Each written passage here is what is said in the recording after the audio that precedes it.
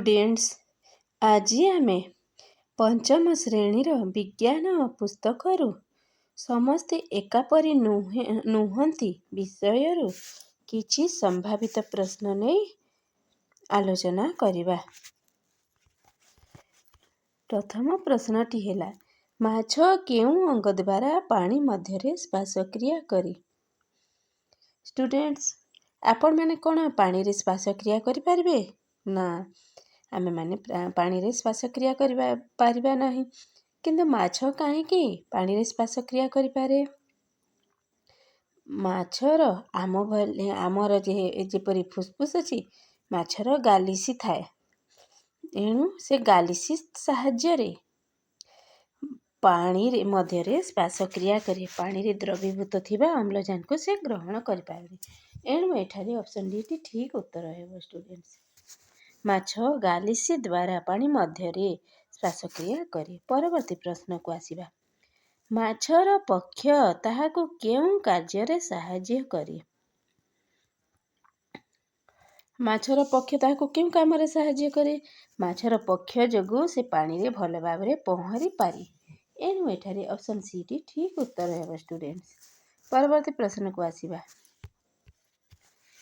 Question number 3 जल रे bunchy रहबा पई माछ को केउं अंगटी सहाय्य करे। केउं अंग जोगु पानी रे जल रे माछ रही पारे। गालिसी जोगु स्टूडेंट्स गालिसी जोगु जल रे बंची गालिसी जोगु माछ जल रे बंची पारे। एणु जल रे बंची रहिबा पई माछ को गालिसी सहाय्य करे। गालिसी थिबारु से पानी रो अतल भितरे मध्य रही पारे श्वासक्रिया करि पारे। आमे तो न खाइले किछि दिन रही पारिबा किंतु श्वासक्रिया न कले मोटे रही पारिबा नहीं। एणु एठारे ऑप्शन बी ठीक उत्तर हेबो स्टूडेंट्स। आमे परवर्ती क्वेश्चन को आसीबा माछ पानी रे पहरुथिबा बेले केउं अंगटी ताकु दिग बदलैबारे सहाय्य करे। माछर लांज दिग बदलैबारे सहाय्य करे। पक्ष जोगु माछ पानी रे भल भाव रे पहरी पारे। गालिसी जोगु से भल भाव रे श्वासक्रिया करि पारे। सही परि लांज जोगु से पानी मध्य रे दिग बदलै पारे। तापरे आमे एठारे लांज हैला तापरे आमे परवर्ती प्रश्न को आसीबा क्वेश्चन नंबर 5 माछर गालिसी स्थल भाग रे थिबा प्राणी मानकर केउं अंग परि कार्य करे। गालिसी श्वासक्रिया रे सहाय्य करथाय माछ को।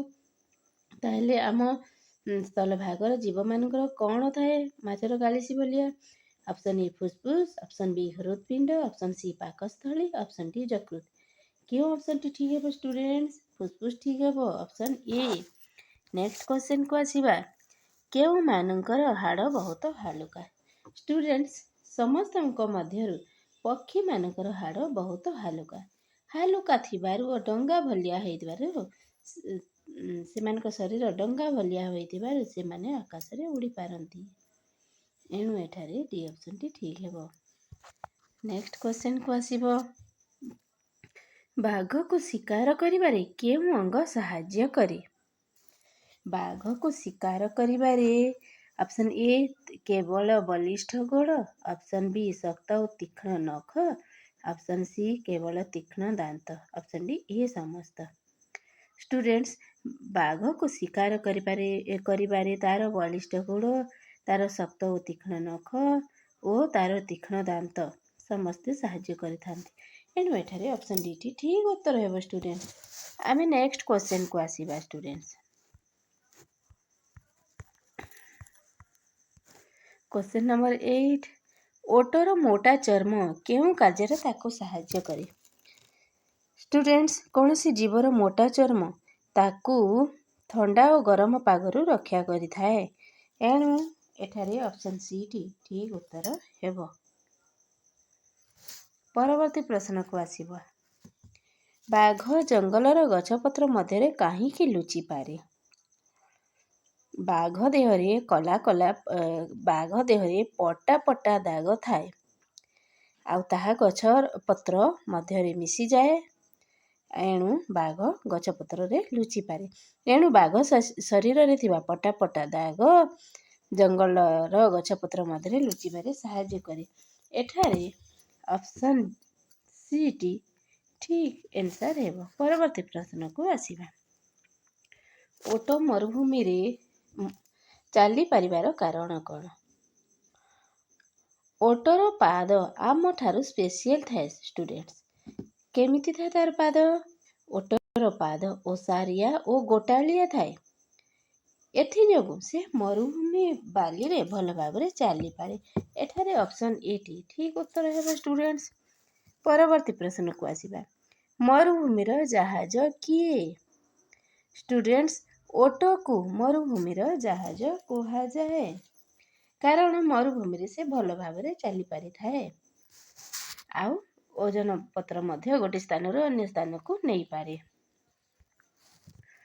ଓଟର ଶରୀରରେ ଖାଦ୍ୟ ସଞ୍ଚୟ ପାଇଁ କିଏ ସାହାଯ୍ୟ କରେ? ଆମେ ଏହାକୁ ଭଲ ଭାବରେ ଜାଣିଛେ।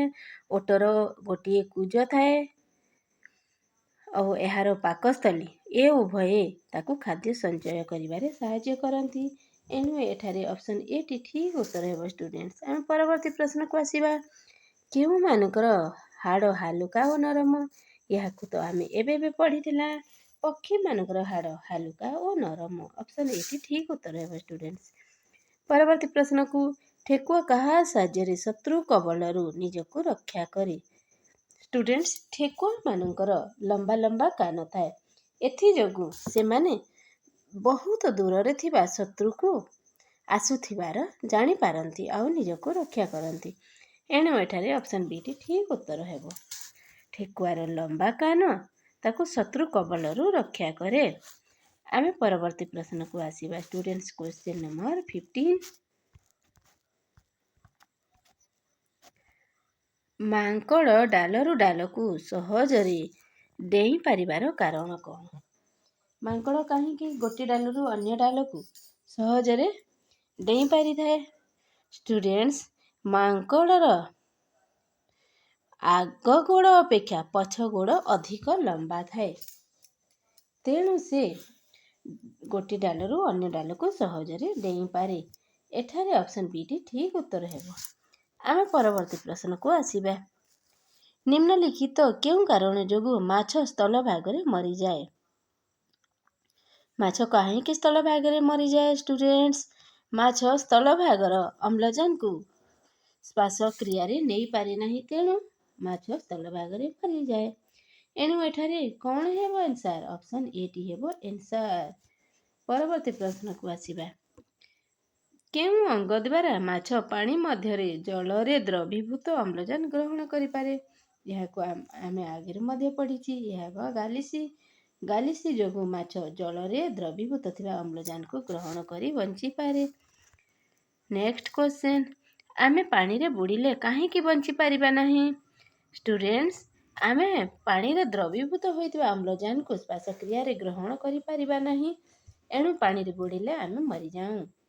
ଏଠାରେ ଅପସନ୍ ଏଟି ଠିକ୍ ଉତ୍ତର ହେବ ଷ୍ଟୁଡେଣ୍ଟସ୍। Question number 19। ସମସ୍ତ ଜୀବ ଶ୍ୱାସକ୍ରିୟାରେ କ'ଣ ଗ୍ରହଣ କରିଥାନ୍ତି? ଏହାକୁ ତ ସବୁ ଷ୍ଟୁଡେଣ୍ଟ ଭଲ ଭାବରେ ଜାଣିପାରିବେ। ସମସ୍ତ ଜୀବ ଶ୍ୱାସକ୍ରିୟାରେ ଅମ୍ଳଜାନ ଗ୍ରହଣ କରିଥାନ୍ତି ଷ୍ଟୁଡେଣ୍ଟସ୍। ପରବର୍ତ୍ତୀ ପ୍ରଶ୍ନକୁ ଆସିବା। କେଉଁ ମାଛ ବାୟୁମଣ୍ଡଳରୁ ଅମ୍ଳଜାନ ଗ୍ରହଣ କରିପାରେ? ଏହା କୋଉ ମାଛ? କୋଉ ମାଛ ବାୟୁମଣ୍ଡଳରୁ ଅମ୍ଳଜାନ ଗ୍ରହଣ କରେ? ଏଥିରେ ଡି ଅପସନ୍ଟି ଠିକ୍ ହେବ ଷ୍ଟୁଡେଣ୍ଟସ୍। ବାଘ ଜଙ୍ଗଲର ଗଛପତ୍ର ମଧ୍ୟରେ ଲୁଚି ରହିବା ସହଜ ହୁଏ କାରଣ କ'ଣ? ଏ କ୍ୱେଶ୍ଚନଟି ଆମେ ଆଗରୁ ମଧ୍ୟ ପଢ଼ିଥିଲେ।